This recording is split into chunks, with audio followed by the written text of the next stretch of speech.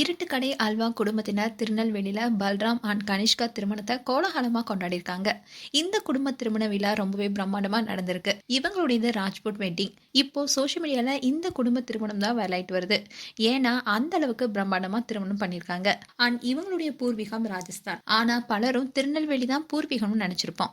ஆனா இல்ல, 1940க்கு முன்னாடி திருநெல்வேலினா நெல்லையப்பர் கோவில் தான் அடையாளமா இருந்துச்சு. அதுக்கப்புறமா திருநெல்வேலிக்கு இருட்டுக்கடை அல்வாவும் ஒரு இனிப்பான அடையாளமா இணைஞ்சிருச்சு. உலகத்துல பல கார்ப்பரேட் நிறுவனங்கள் தங்களுடைய பொருட்களை சந்தைப்படுத்த லட்சக்கணக்கான கோடிகளை செலவு செய்வாங்க. ஆனா மண்மனம் மாறாத திருநெல்வேலி இருட்டுக்கடை அல்வா சர்வதேச அளவுல பலருக்கும் பரிச்சயமான ஒண்ணா இருக்கு. அந்த அளவுக்கு அந்த தரமும் சுவையும் இருந்து வருது.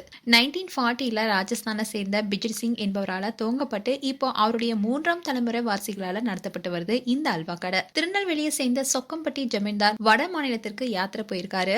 அங்க ஒரு குடும்பத்தினர் தயாரித்த அல்வாவை சுவைச்சிருக்காரு. அந்த சுவையில இவர் மயங்கி அந்த வட இந்திய குடும்பத்தை திருநெல்வேலிக்கு அழைச்சிட்டு வந்து குடியமர்த்திருக்காரு. அவங்க தான் இப்போ இருட்டுக்கடை அல்வா உரிமையாளர்கள்னு சொல்லப்படுது. அதே நேரம் ராஜஸ்தானை சேர்ந்த பிஜர் சிங் என்பவர் பிழைப்புக்காக அந்த காலத்துல தெற்கு நோக்கி வந்ததாகவும் அவருடைய வாரிசுகள் தான் இன்னைக்கு இருட்டுக்கடை அல்வா கடையை திருநெல்வேலியில நடத்திட்டு வருவதாகவும் சொல்றாங்க. அண்ட் இந்த பிஜலி சிங்கை தான் ஜமீன்தார் அழைத்துட்டு வந்த நபர்னு சொல்லப்படுது. உலகம் முழுக்க பல வகையான அல்வாக்கள் கிடைக்குது. ஆனா திருநெல்வேலி இருட்டுக்கடை அல்வாக்கு மட்டும் இந்த சுவை எப்படி வந்தது என்பதே மிகப்பெரிய ஆச்சரியம் தான். இந்த இருட்டுக்கடை அல்வா தயாரிப்புக்காக அவங்க பயன்படுத்துற கோதுமையை கையால தான் அரைக்கிறாங்களாம். மெஷின் எதுவுமே பயன்படுத்துறது இல்லையா. அண்ட் தாமிரபரணி தண்ணீர் கலந்து செய்யும் போது இன்னமும் சுவை கூடுதுன்னு சொல்லப்படுது. 1940ல மின்சார விளக்குகள் இல்லாம நெல்லையப்பர் கோவில் பக்கத்துல துவங்கப்பட்ட இந்த இருட்டுக்கடை பிற்காலத்துல தொழில்நுட்பங்கள் வளர்ந்ததுக்கு அப்புறமா கூட தன்னை புதுசா மாத்திக்கொள்ளவே இல்ல.